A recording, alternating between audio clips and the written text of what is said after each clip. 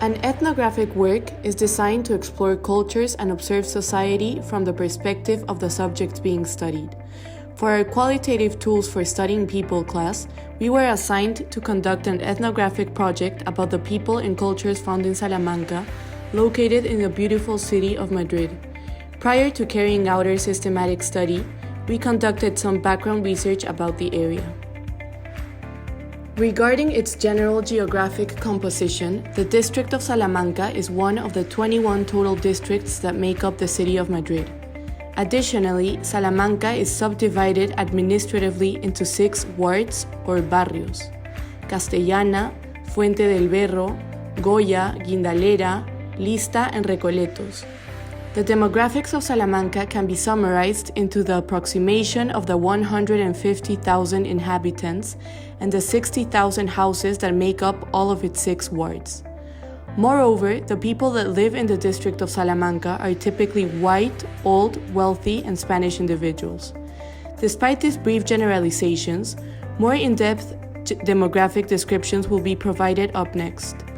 With respect to the economy of Salamanca, it is important to note that this area is well known for being one of the wealthiest and most expensive districts in the city. Not only is the cost of living in Salamanca amongst the highest in Madrid, but real estate prices are also remarkably expensive. As a matter of fact, Salamanca accounts with 3 of the most expensive streets in the city: Goya Street, Velázquez Street, and Serrano Street, which is actually listed as the 3rd most expensive street in all of Spain. Some points worth highlighting about the history of Salamanca are its original design, specifically made for the aristocrats of the 19th century. The elegance and sophistication of the district are precisely where it got its name from: José de Salamanca y Mayol, who was the first Marquis of Salamanca during the 19th century. Formerly, Salamanca used to be a purely residential area, reflecting sophistication in design and luxury for high-class families and individuals. As a matter of fact, the district of Salamanca has strong links to the old aristocracy of Spain, and this is reflected until this day through museums such as the Lázaro Galdiano Museum and former manors, which have now been repurposed into government buildings or embassies for that matter. Last but not least, the political orientation of Salamanca is mostly right-wing individuals, as more than 72% of votes were given to the People's Party, which is the conservative party in the Spanish regional elections of 2007.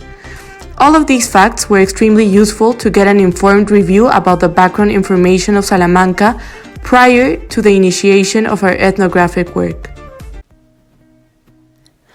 The people who work in the Salamanca district seem to have fairly negative views of the people who live in the Salamanca district.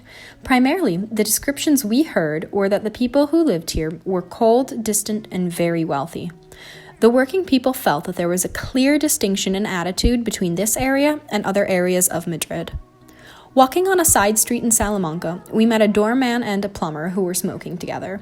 Both men agreed that this district itself was very nice, calling it the creme de la creme of Madrid. However, they felt that the people were not as nice. The plumber described the people as stupid, cold, and feeling as if they were superior to everyone else. The doorman told us that he had worked in his building for 12 years, but was just now starting to feel that people were acknowledging him. Continuing through Salamanca, we stopped to talk to 2 men outside of a bar.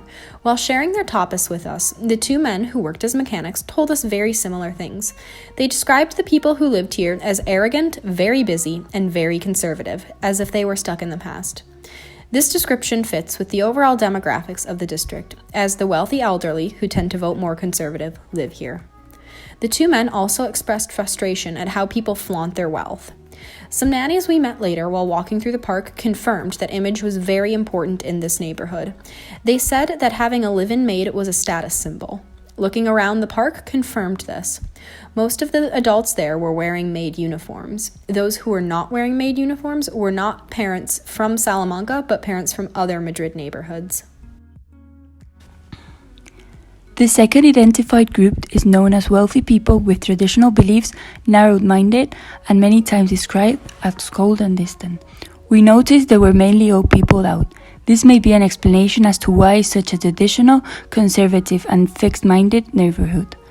Most of them, no matter what group they belonged to, recognized that the zone was very traditional, with expensive shops, bars, and restaurants.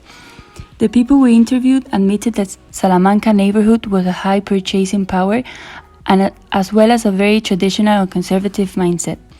One of our interviewees was a girl aged 22 that stated that the traditional mindset was internalized, and she admitted that their group of friends had the same beliefs and a very conservative attitude. This social group seems to have a very busy life, as they are focused on their routines and seems to ignore the rest. This might be the reason why the working class viewed them as rude people with lack of politeness. When we were trying to carry out our interviews, it was impossible to take some of their time responding to our questions. That's why we had to say that Sarah was from the United States research and give more importance to our project. From this moment, people were now willing to respond. Getting to the end of our route, we saw Maria's Pompo Menina. This art figure is situated in Calle Serrano, corner with Ortega and Gasset Street, next to El Corte Inglés. It's one of the most significant streets of Madrid. This menina is located in a very strategic point. Generally, people around this area tend to be appearance-based and very critique to one another. This menin tries to transmit the message of stop judging, get to really know people, and do not get into people's life. Overall, we can note that Salamanca is a neighborhood for the wealthy. Not only does our background research confirm that Salamanca has long been a neighborhood for the aristocrats of Madrid, but our fieldwork also provides evidence supporting this fact and our preconceptions. Based on our interviews and observations, we were able to conclude that Salamanca is made up of two very contrasting groups of people, workers and residents. Despite the differences in socioeconomic class between these two groups, both addressed similar opinions when asked about their views on the people living in Salamanca.